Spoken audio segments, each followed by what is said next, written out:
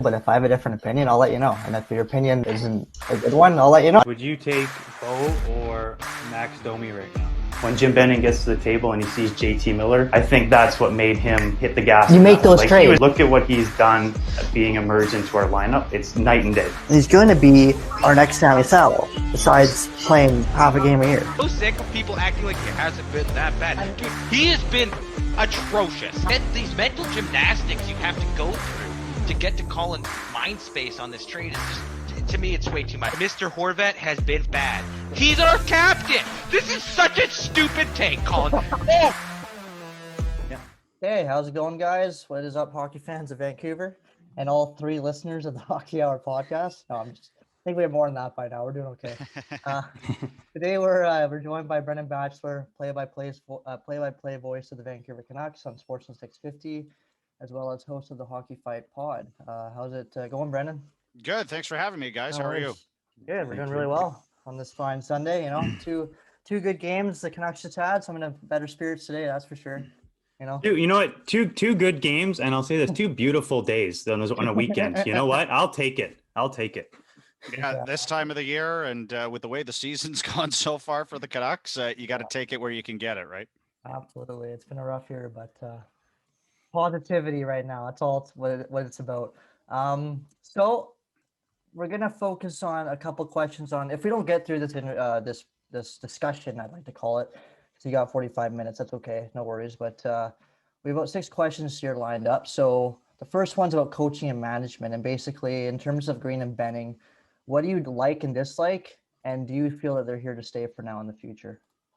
Yeah, well, let's start with Benning. I tend to think that he doesn't have a lot of time left in his time as GM of the Canucks. And, certainly we've seen Francesco Aquilini come out and give him a vote of confidence on Twitter earlier this season. But, he's been the GM for 7 years, barring a miracle comeback for the Canucks in the second half of the season where they find a way to scrape into the playoffs and maybe win a round or two. I tend to think that 7 years is probably long enough for anyone to be the general manager of an NHL team when you only make the playoffs twice. And that's nothing personal against Jim Benning. It's just, the reality of being a GM in the NHL. You've got to have success. And if you don't, then it's one of those industries where people will move on from you quickly. So, I think Jim Benning's job security will likely be tied heavily to what the Canucks can do the rest of this season. And certainly the math is working against them even after 2 straight wins over the Maple Leafs. But, I've liked the way they've played of late a lot better, certainly, than what we saw early in the year. So that remains to be seen how they do the rest of the way. In terms of the head coach, I'd like to see them extend him.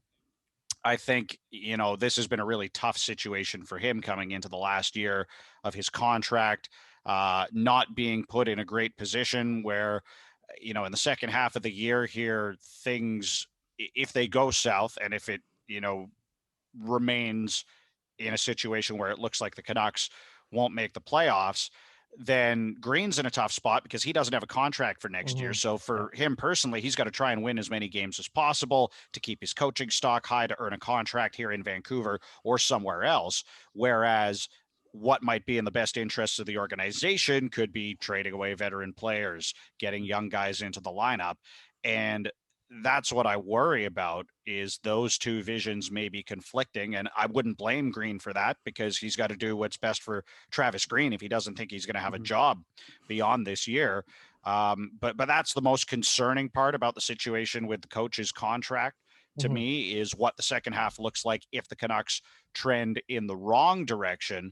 And assuming they don't extend Green before the end of the season, then you're looking at potentially a new general manager coming in and then having the option of hiring a different head coach or going back to Travis Green. So, that's a conversation that we'll leave for the offseason once we see what happens with the Canucks the second half of the year and whether Jim Benning is retained as the general manager after the end of this season. But I don't like the way the coach contract has been handled. I think Green should have been signed to at least another year before this season even began. Yeah. No, even then, Ian Clark, same thing. He hasn't even signed, and he's done an amazing job. Well, So yeah, all of the Canucks coaching staff yeah, expire at the end of this year. Nolan Yeah. Baumgartner, Newell Brown, yeah, Ian Clark, they're all on the same timeline. So, it's these guys are coaching to have another job right now. yeah. And, certainly if the Canucks can battle back into the playoff conversation at the very least, where they're trying to win games and they want to be pushing for the playoffs, then the vision of the coaching staff and the team aligns because the coaches need to win, the team needs to win, and everything works together. It's only if things go south that then you start to worry about management of younger players. And certainly when you look ahead to the trade deadline, if Jim Benning isn't able to move some of those veterans on expiring contracts out, it doesn't necessarily mean that Travis Green wouldn't play them in favor of younger guys if he's, doesn't have an extension by then anyway.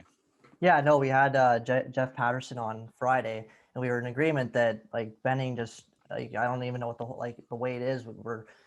We have 5 games more than Montreal played, but they're 4 points ahead of us. But that's 5 games, and it's like we're catching them right now. So I mean, even with these 2 games, if we do good against Montreal, I still think we need to sell. And if we get through this deadline not selling any assets, then that's a huge miss. Like that's just not good enough.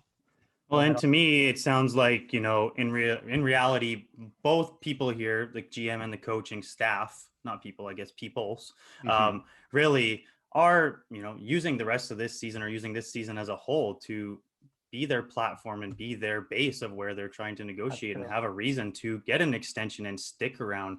So I guess to me, a question from a fan perspective is, do we really have the same philosophy in mind from both of these parties at this moment? Or are they really, like you said, kind of, I got to think about me because if I don't, nobody else will at this point. No, it's tough.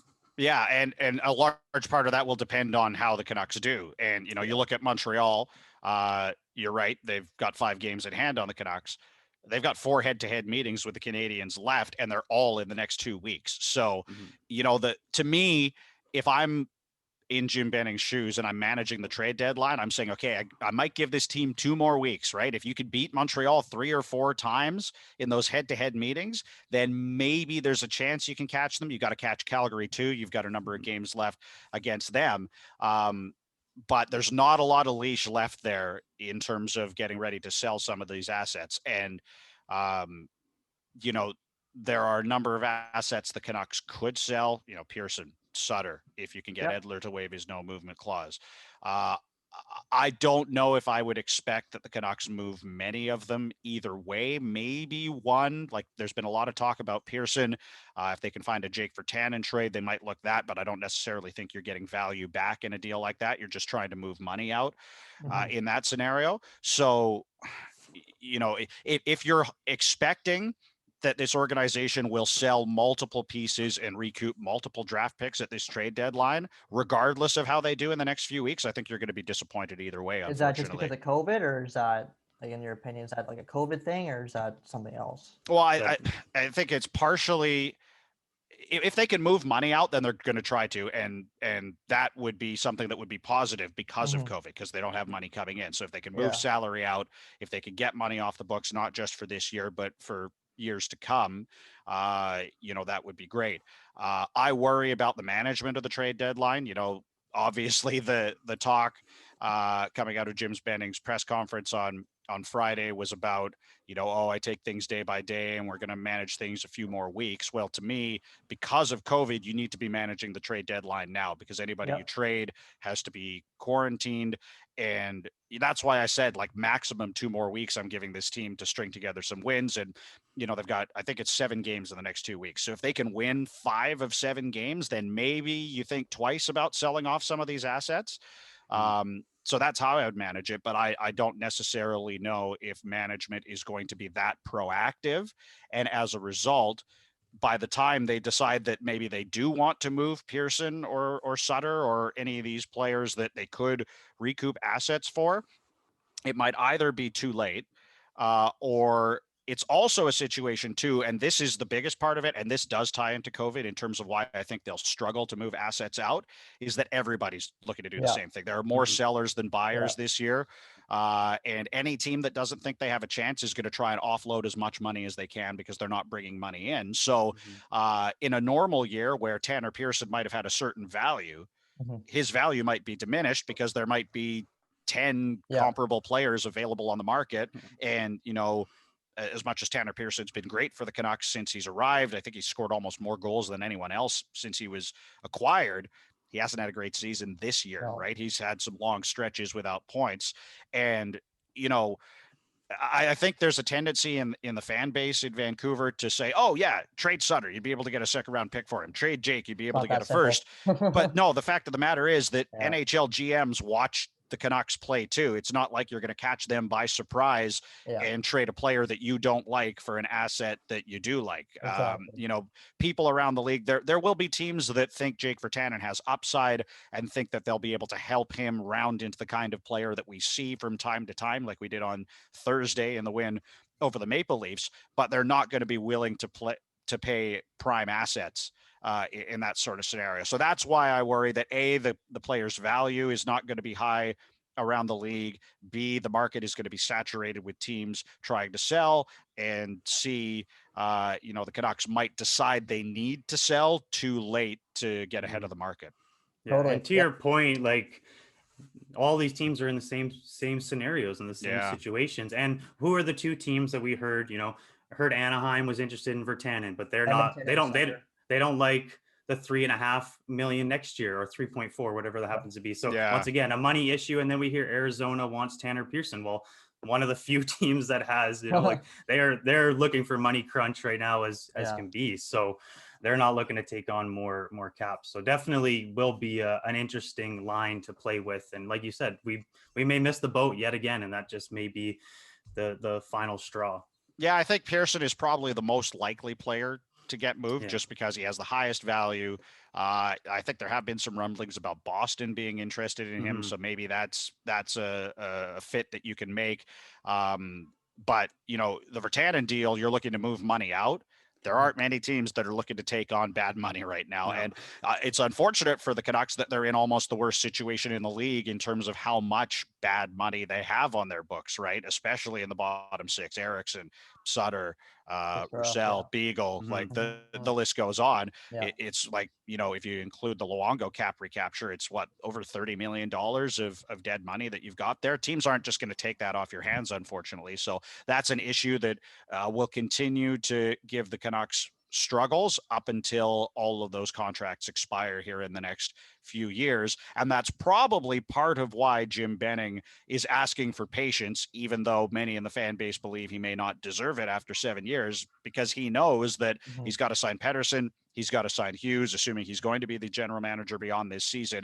It's not like the Louis Eriksson contract is going anywhere, or Roussel or Beagle. Like, there's still bad money that's going to be on the books after the end of this season that's going to limit Vancouver's ability to, build around this core for, at least another year, if not two. And that might be why this team is still 2 years away from being able to legitimately contend. Yeah, and it's funny, the last few days on Twitter, I use it a lot, and people are saying, wouldn't it be so Canucks if we went on this huge run and then, didn't sell anything off, and the last day of the season we missed the playoffs, and it's just season's over. So I hope that doesn't happen, but it's the Canucks we're talking about, so who knows? Who knows? The next topic here, that was good. Awesome feedback there. How do you evaluate the ownership or presence of this team? And if you were the owner of this team, what would you personally do going forward? Yeah, it's, we don't really get in the room with ownership very often or get to hear from them. So it's really hard to evaluate without having that direct knowledge. So, there's lots of assumptions out there about ownership. There's lots of rumors, but without actually having anything definitive, that's a very hard question for me to answer. Certainly, they've been very patient with the current administration, which some people may see as a positive, others may see as a negative. I think you can't hide from the fact that the pandemic has impacted the way they've done business this year in terms of, not just on the hockey side of the organization, whether it was, reports that maybe that they weren't interested in the Canucks buying out a player, or, they don't want to take on a trade right now. And you know what? It's the pandemic. economics are going to dictate a lot of that. I don't know if you can necessarily blame them for any of those financially based decisions, but you look at the way the organization is being run, not just on the hockey side, like they've laid off a large portion of their staff. They're running with, somewhere in the neighborhood of 30 to 40% of the staff that they had pre-pandemic. So it's clear that during this time right now where fans can't be in the stands, revenue is down, that the organization, to me, is just trying to get through it. And once fans can get back in, maybe they'd be more aggressive in spending money and things like that. And whether you can blame ownership or not, I guess it's up to each individual person to decide. But I do wonder if that's part of the reason why there hasn't been a general manager or a coaching change. And, again, it's not my money, so I'm not going to sit here and criticize someone for making decisions based on, finances. But to me, that's likely what ownership is dealing with right now.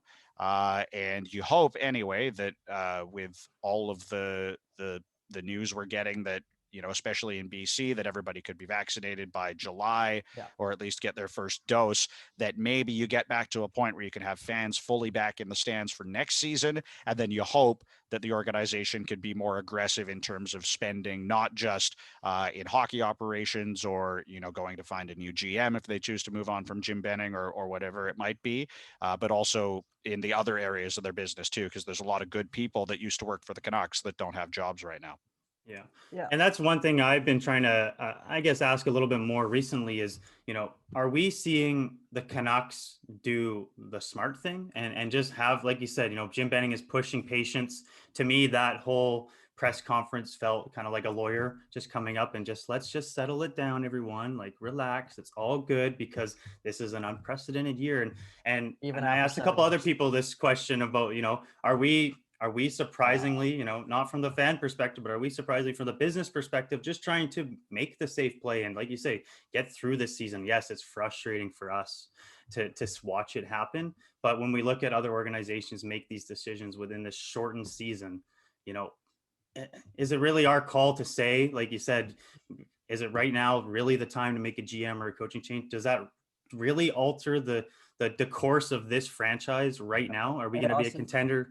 I just think that the general lack of urgency is totally fair for us to get frustrated by. You see Montreal over there. Yeah. They just fired. Like, come on. Like it. Well, no, that's why I'm trying to say from the devil's advocate standpoint, is this us, like you say, making these business decisions, not wanting to make something hasty because look at, I'm already laying off 40% or 60% of my employees. I'm doing all these things. I'm just trying to get through this so then we can make these big decisions when we have the opportunities to sign Hughes, sign Demko, sign Petey. Well, they're going to have to sign those players, right? Like you're going to have to spend money to sign Hughes and Pettersson. If you don't, there's going to be a fan revolt more than maybe there has been already. But it's a good point too that fan frustration is completely valid, right? Like this is an organization that coming into the season said we expect to take a step in the right direction, and they clearly have not.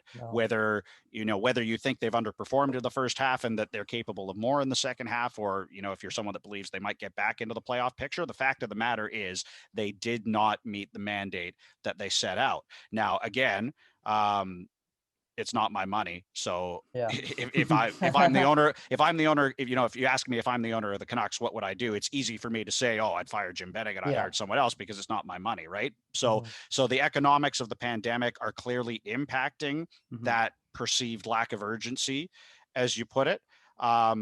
Whether it's smart in the long term, I guess we'll have to wait and see. But in the immediate future, assuming things go the way they have been, this feels like it may be a lost season. And when you've got your young players still on their entry-level contracts, that's a really big opportunity that you've missed, that, may never come again, right? Because we expect Pettersson and Hughes to be, 18, 20 million combined when they sign their new contract, assuming they sign long-term deals and don't do bridge deals with the organization going forward. So from a business perspective, I think absolutely it's probably the right thing for the Aquilinis to do to make sure they don't lose a lot of money and come out of this in a better economic situation for their businesses than they were before. But from a hockey perspective, it's up to interpretation. And, for example, talking about how the pandemic has impacted things, I believe Tyler Toffoli is still a Vancouver Canuck if there's no pandemic, right? I think they find a way to sign him. I think they, find a way to get rid of some bad money, or they buy out someone, and Tyler Toffoli is still here. But the fact of the matter is that whether you agree with it or not, finances have impacted the way this hockey team has been built this year, and they have played a part in how much this team has struggled to this point. Yeah, totally. And as you said, a lot of from a fan's perspective, they don't see it that way. So I'm glad you brought that up. You make really good points. Like you get you watch the game, you get emotional, you want to see your team do good, but you don't think of these actual underlying issues that are causing all this because you're not on the business side of it. So even I get caught up in that all the time in my podcasts, and I lose it. But you are right. Very very good points. So we're gonna shift to kind of from management to players in terms of questions. So what's the next question? Where do you see the leadership coming from this team in terms of Bo Horvat, JT Miller, Alex Edler, and even Travis Green? And why do you feel like it's been so inconsistent so far this year? Yeah, I think they've got a pretty good leadership group. To me, this is a team that is undergoing a change of identity because of some of the players that left. And there were certainly some growing pains, and there have been growing pains, and there may continue to be growing pains. I think the leadership that the Canucks have internally is strong. I think Bo Horvat's a great captain. I think he's the perfect captain for this market. I think he's the perfect captain for this young core moving forward. JT Miller's a player that has come under a lot of criticism publicly for, his bad body language and his frustration.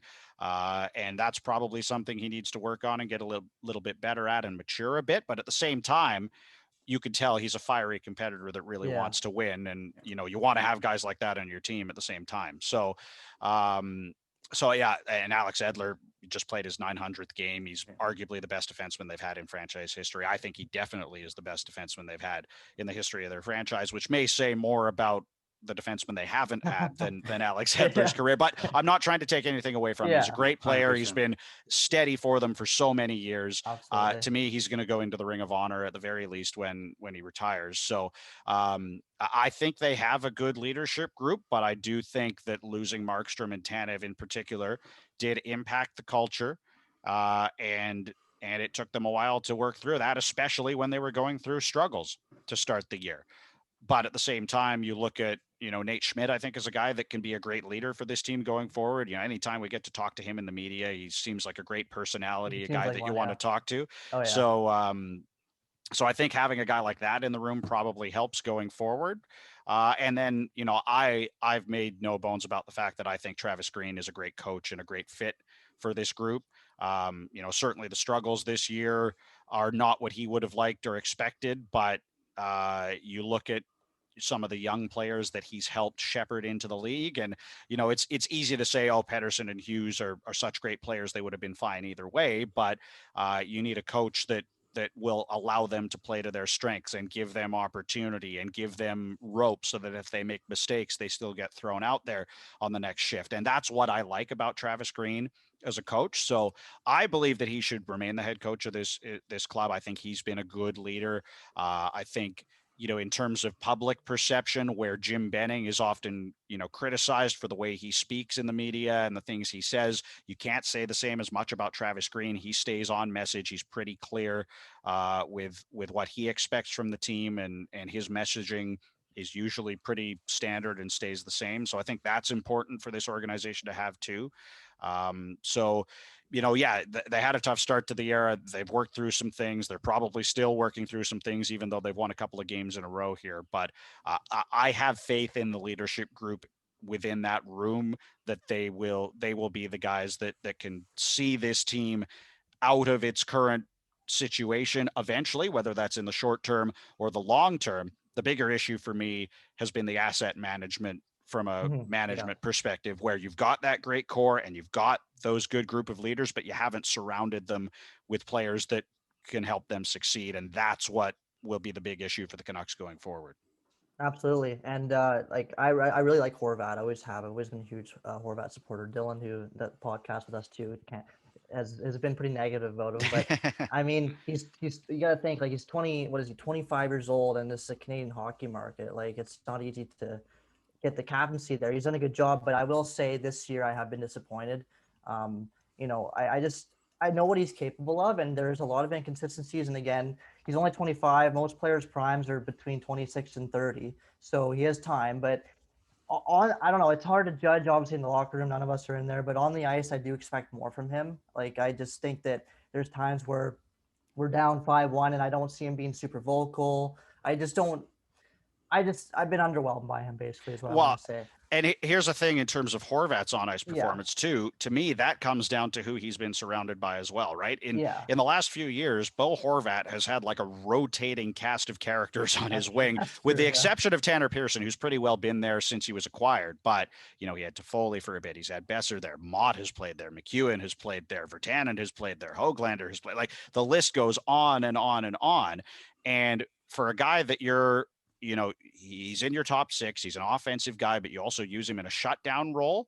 Mm-hmm. He needs some help on that line, right? Yeah. Like Pearson hasn't been great this year either, even though they consistently play together. And that comes back to, you've got this good young core. You've got to surround them with players that can help them succeed. And so I agree. Horvat has been underwhelming at times this year. Consistency at times throughout his career has been an issue, where he'll get hot or he'll get cold at times. But you know, if you had legitimate second line quality players that he could play with every single night, that would help him a lot. And that's something that I would argue he hasn't had at all over the last few years. Even Tanner Pearson is a guy who, you know, he scored a lot of goals. He's done, you know, good work for this team since he was acquired from Pittsburgh. But in a perfect world, if you're a contender, Tanner Pearson's a third line player, right? Exactly. So, I mean, if you look at their top six right now, let's say Höglander is a permanent fixture in the top six. So that means you've got Besser, you've got Miller, you've got Höglander. You're still one top six winger short. And whether you put Pearson in there, Colson could be that, but I don't think it's reasonable to expect that he come in and do that right away, even though, you know, we look at Besser and Hughes and Pettersson and Höglander have all come in and fit in really well. It's not going to be the same for every single player. And, you know, Vasily Podkolzin has been playing in Russia, hasn't necessarily been playing a lot this year. His Russian team at times hasn't given him a lot of ice time. So, you know, it's entirely possible he does come in and help fill that need. But, you know, organizationally, and I know they don't have a lot of cap space to do it, they've got to find a way to support a guy like Bo Horvat and give him quality players to play with on a nightly basis. And that's why I don't know. It sucks because we haven't been able to ever see what I thought was the missing piece in Ferland. You know, I thought that was the perfect acquisition. That was the perfect, like, okay, we're finally going to sell on Jim Benning. Like, we're going to be sold. This is the guy. We made it happen. And of course, injuries have led us down that terrible road. And I hope he ends up figuring it out for himself. But yeah, 100%. And even a touch on the leadership group. We have to realize, like you said, losing Tanev, losing Markstrom, these more veteran guys in our lineup, we're now relying on a fairly young core to really be the leadership group. And, you know, every day when I'm at work, I'm finding opportunities, and I'm being told by my boss, you know, here's an opportunity for you to improve. Here's an opportunity for you to change the way you address this situation. And these are happening every day and day out with these guys. Even anybody, JT Miller, anybody that's been in a job, you know? Anybody that's been in a job, you come into the job, you're inexperienced, you lean on your experienced coworkers to learn how to do things. And then once you become experienced, you pass on your knowledge to people that are coming in, whether it's, you know, whether you're working a trades job, whether you work at McDonald's, whether you're an NHL player, like all of those things. Workplace dynamics are something that applies to NHL players too. So you take two guys that have been stalwarts, that have been there, that have been big voices in the room out, it's going to have an impact in the short term. And that's what I talked about with, you know, changing culture and a group that now has to find a little bit of a different identity without those guys around.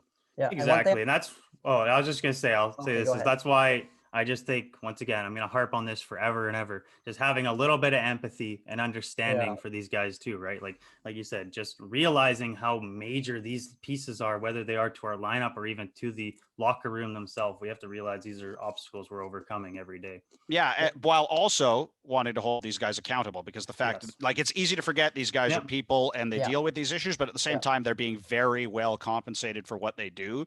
So I'm not sitting here saying that fans shouldn't criticize yeah. Bo Horvat because, some other veteran players have left and it's a changing culture. The fact of the matter is he's compensated very well to play well for this team. And if he's not playing well, fans have every single right to criticize him or anyone else on the team.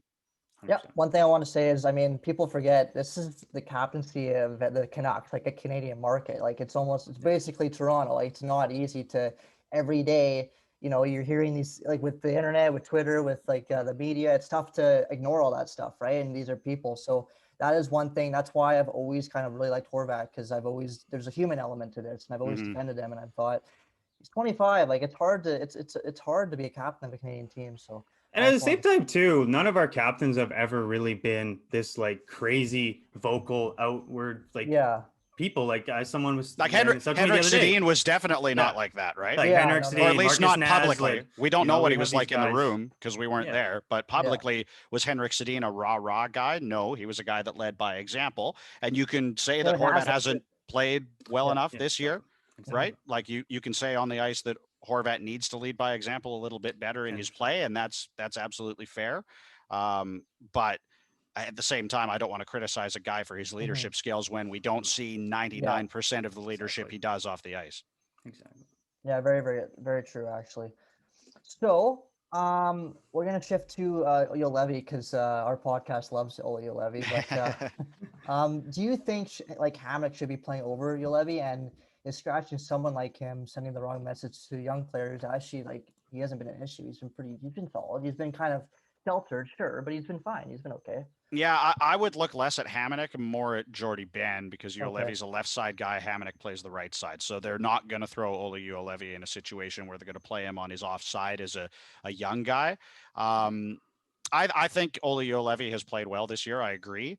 But this comes back to the conversation we had already about, what the head coach needs to think about and what the organization needs to think about. And right now, I think the organization and the head coach are aligned at this point where they want to try and win as many games as possible and get themselves back into the playoff conversation.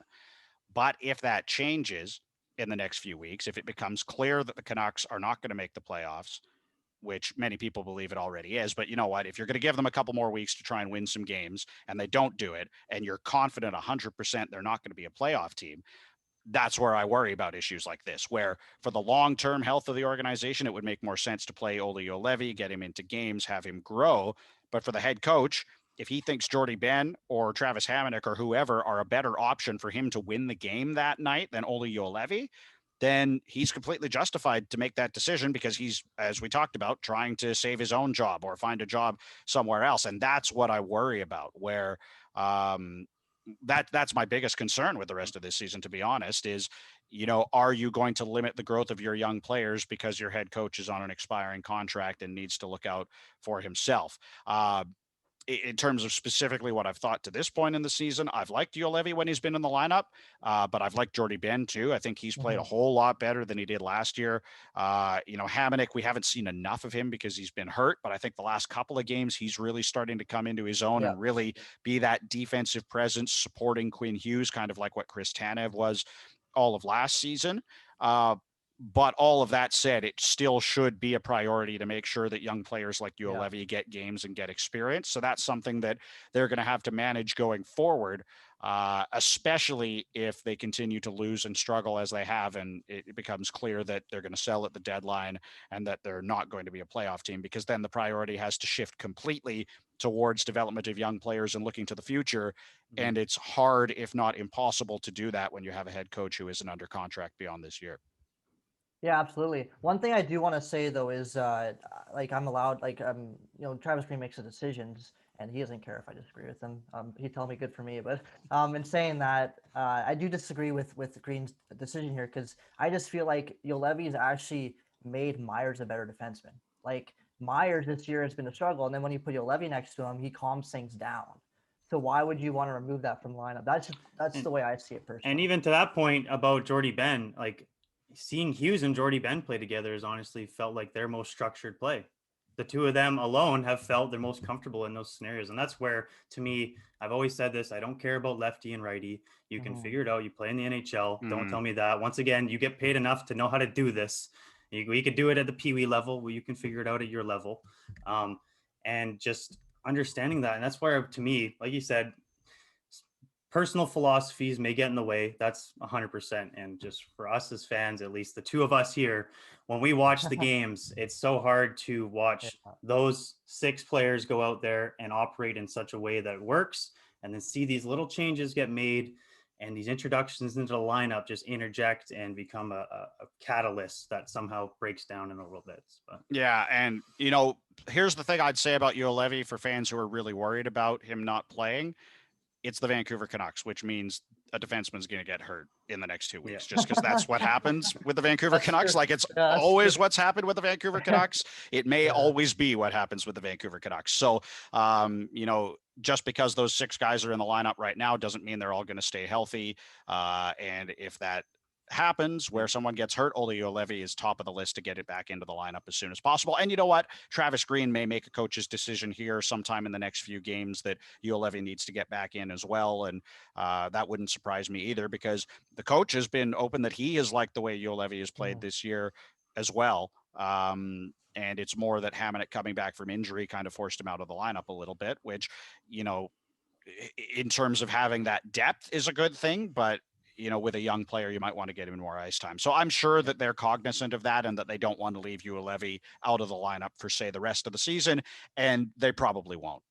Yeah, and I know we're turning into a little bit of the Free Levy podcast, but you know what? We'll keep going, because to me, when I see him play, I just think, especially our fan base has never given him enough patience. We've never given him enough time. We've expected too much of him too early. And coming from the defensive world, I understand that mindset. And I think that he honestly has one of the best hockey IQ on our defensive core. And that's why I feel I'm pushing on him to be there every night, because he's only there to be able to learn from those experiences, and he's just getting better and better, as we've seen in these small sample sizes. So I'm excited. Yeah, I just wish Jake Virtanen had that same hockey IQ. I'll say that. All right, so we're gonna end on this one, the hardest question of them all. What two or three pieces do you think we need to be a contender? I know it's tough to kind of look at us as a contender right now, but in your eyes. Well, we've sort of talked about it a little bit already. Yeah. Top 6 forward, a top 6 winger in particular, maybe more than one, especially if you move Pearson at the deadline. Those are pieces that you have to find. And you know what? Maybe Podkolzin comes in and is that right away, and that helps solve that problem. But you need to have forward depth, right? You look at teams that do contend, like take the Tampa Bay Lightning, for example. They win the Stanley Cup last year with a third line of Barclay Goodrow, Yanni Gord, and Blake Coleman, right? Like, all 3 of those guys could play in the Canucks top 6 right now, maybe with the exception of Gord, because he's a centerman and the Canucks have options down the middle, but the wingers certainly would fit into the Canucks top 6. And I called a lot of the games during the playoffs all the way into the Stanley Cup final. That line was a huge catalyst for the Lightning, where, when your third line went out on the ice, it wasn't underwater. It was dictating the play. It was hemming the other team in. It was creating chances. Like, those guys scored big goals for the Lightning in the playoffs. And that's what the Canucks are missing right now. So if you have legitimate top 6 options, then it pushes some of the guys that are being miscast in the top 6 right now down into roles where they can have success further down the lineup. And obviously the Canucks cap issues are going to impact their ability to make some of these changes, I think, in the next few years. But the number one pressing concern for me is at least one top 6 winger, and then I think a third line center is probably next on that list, especially because Brandon Sutter is an expiring unrestricted free agent. And, love Brandon Sutter or hate Brandon Sutter, I think that's a place that they can upgrade, which again comes back to what I was talking about, where you look at contending teams that have third lines that can really dictate play. The Canucks haven't had that the last few years. I don't think Adam Gaudette is going to be well cast at center in the NHL long term. I think he's a much better fit as a winger.